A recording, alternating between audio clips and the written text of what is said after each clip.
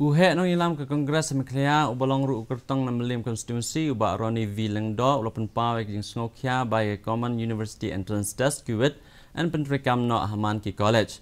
Da kebakan thok ba kadon ke jing persang banweng no na ya kebha kerpang hakat nat puli putih lembah kerukam tung sop lada Pyntreikam ya ke Cuet.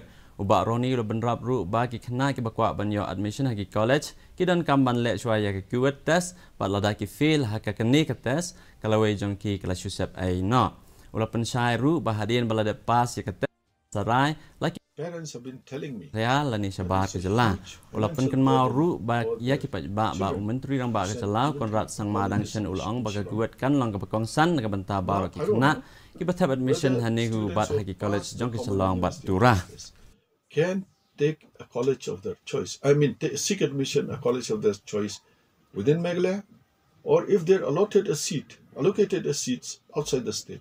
How many parents will be able to send their children to study outside the state? Second, if they fail, will they be able to still continue with their studies? I think, common man understanding, if you fail an entrance test, you don't get admission. Okay. What we fear the most is this is a backdoor policy to do away with reservation quota for the tribal students.